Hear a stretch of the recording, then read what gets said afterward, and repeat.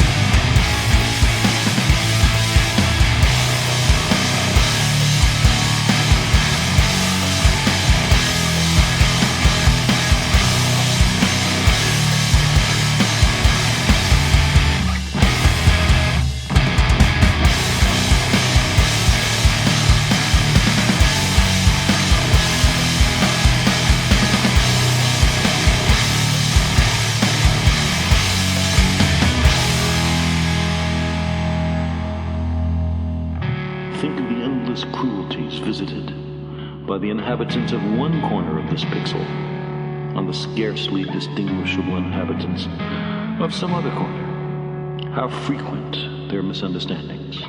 How eager they are to kill one another. How fervent their hatreds.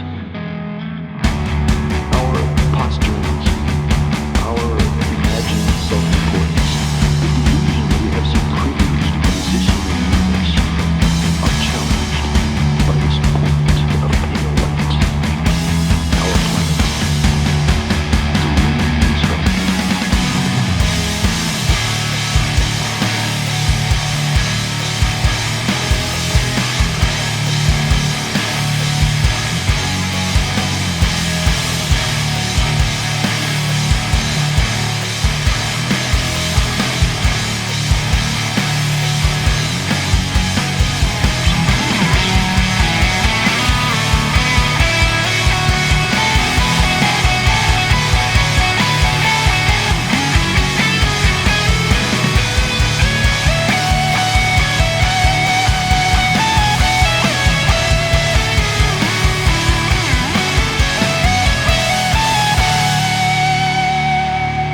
Perhaps no better demonstration of the folly of human conceits than this distant image of our tiny world. To me, it underscores our responsibility to deal more kindly with one another and to preserve and cherish the pale blue dot, the only home we've ever known. Hello everybody, welcome back to my channel. It's your boy Strasbourg. Thank you for being here. If it's your first time, hello. Today we are checking out a really interesting, cool drive pedal from the people at 29 Pedals. It is the FLWR, or FLWR, flower without the vowels. FLWR? So this one was sent to me from the people at 29 and the wonderful folks at MAS Distro, but as per usual, you can't keep me down, you can't fucking tell me what to say, so all opinions are my own, all thoughts are my own. It's an overdrive pedal, right? If you know 29 Pedals, you probably know them from like the Una or the O-amp, the WAMP, the Wake Me Up Before You Go. But this was their first kind of normal pedal in that it's an overdrive pedal. It's not normal per se. So basically the pedal is broken up into two sections. You've got over on this side, you've got your standard kind of gain and level controls. And then over here, you have all these kind of like weird, funky dip switches, right? And it's a 2-stage overdrive, this pedal. And the gain and level little mini knobs control the second stage. I like to think of it as like a bit of an overall master type thing. And then you have these 3 dip switches here. So you have the shapes, which is 1, 2, 3, and ABC. So you can kind of think of the 1, 2, 3 controls as kind of like how much gain is available to you. And then the ABC is kind of more shaping, kind of more of your shaping things. So for instance, gain 3 is minimum total gain, as the least amount of gain that you'll get from this part of the circuit. Gain 2 is maximum total gain.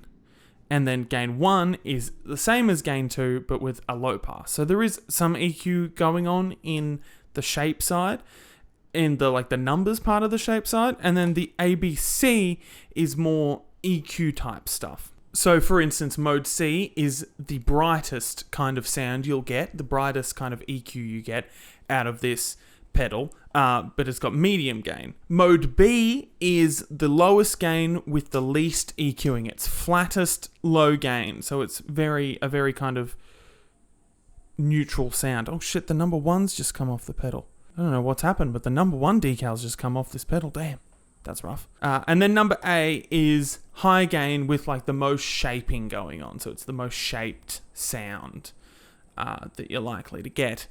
As in like most EQ shaped. And then over here we have the clipping modes, your 3 clipping modes, and that is basically, it's a 0 and then a 1 and a 2, and it's just how many clipping diodes do you want in the circuit. So 0 is none, 1 is 1 pair, 2 is 2 pairs, you get the point. It's just kind of slight variations on the sound. Now, basically, what all that means is you have a lot of control over very small and specific parts of this circuit. It allows you to dial in some quite kind of mid-forward, but also bright and brilliant kind of sounds, but also get really dark, almost broken amp type sounds. And this thing's got a surprising amount of gain on tap. Like, it's described as an overdrive and a fuzz. It's not fuzz, but it does get fuzzy, I would say. And especially with the gain and level controls, you can really crank that level control. I think it's got like 45 dB of volume on tap. So you can just slam the front of your amp or your amp sim or whatever you're doing, and you got that gain control as well to add even more gain in if you want. The gain control, the knob, does have a bit of a kind of curve to it. It warms up as you turn it up. So yeah, that's just something to be aware of. My personal favorite is C and 2. So it's kind of like maximum total gain, but then the brightest sound, which only has medium gain. So I could get more gain out of this thing, but I like to keep it bright, and then 0 on the clipping, and then I just kind of set the gain and level to taste. But we'll go through as many of the options as I can feasibly get through, because there is a bunch of combinations on this thing. And look, I'll be completely honest, not all of them are my favorite. I definitely like the sounds. When I find a sound I like within this thing, I really like it. But like that heavily low-passed sound, the number 1 sound, is not something I ever see really being feasible. For myself, I'm sure there are people out there who would love using it for like a broken amp, dark spooky jazz type sound. But that's just not me. I like things quite bright, and when this thing is set at its brightest, it is amazing. And I've used it plenty of times with my band over the last few weeks that I've had this pedal, and it works brilliantly in a live mix. That is an important thing. This thing works brilliantly in a live mix. It's obviously very well engineered. Listen to that click. Works quite well. Does what it says on the tin and more. And I think this is one of those pedals where not everyone is going to like every sound in here, but there will be a sound in there that you will love. Also, it has got whatever on the power, so you can just fucking plug whatever. Turn on a generator just to run this thing off. Why not? Alright, so for the playing segment, because there's a lot going on in here, what I'm going to do is I'm going to throw up a little key on the screen, which basically describes what every mode does. And we'll start with the flattest possible option, muck around with the gain and level for a bit, and then we'll start going through combinations. I'll try and get every combination, but I cannot guarantee that I will. I may miss some, but, it's all kind of small changes of a relatively same thing. But those small changes are important, some shit on there, to getting the sound you want. So, yeah, let's get into the playing segment.